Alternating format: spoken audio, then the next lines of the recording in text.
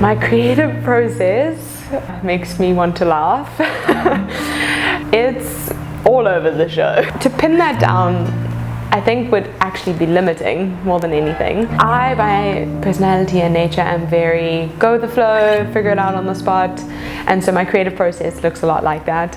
I try things. Something I'm grateful that I have deep within me is I'm not afraid to try, so I'll take risks and I'll try new things. I could probably describe my creative process as a treasure hunt. I know that there's beauty hidden somewhere in everything, and so I'm pretty gung-ho on finding that.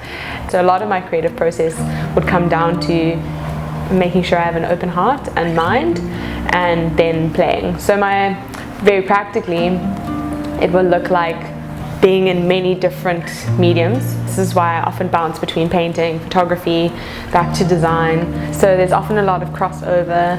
I love taking photographs that look like paintings.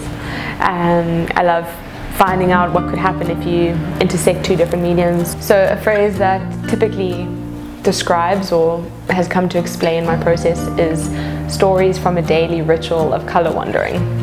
And I love that. I felt those words came to me sometime last year, and I feel like they really encompass what I do. I wander.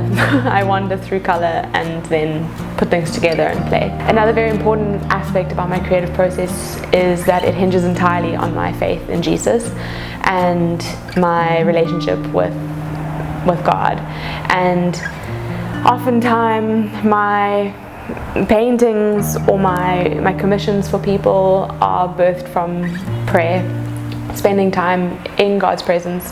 I have a very alive relationship with God, so I hear Him and speak to Him, and it's in that friendship conversation that often I will see things and then I'll go and paint them, or I will get words that will inspire me to create an image. I don't believe I'm here by mistake. I believe I've been crafted to do this, crafted to craft, and it's from that assurance as well in my safety in that relationship that I play, because I think that helps me to not fear as much. I don't fear mistakes, I don't fear failing as much because I'm solid and stable in my relationship with God.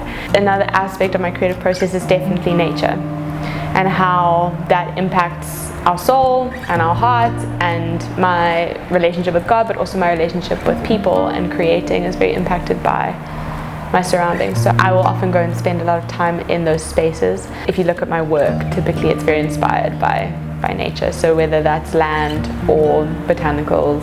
A scripture that inspires me daily and that forms a lot of the basis of what I do is in the book of Colossians. It's Colossians 3 verse 10, and it says, "Be renewed as you learn to know your Creator and become like Him." And the reason that I am so moved by that is it's just one big invitation at the end of the day to know my Creator, to know God. It's an invitation into relationship, and from that place I will be renewed and transformed and healed, and from that place I'm also invited to become like Him. My greatest prayer in my life is that people would feel the peace that I get to feel every day, the love that I get to feel every day, the joy that I get to feel every day, the excitement and the deep love that I get to feel every day through my relationship with God. And that is why ultimately I do what I do.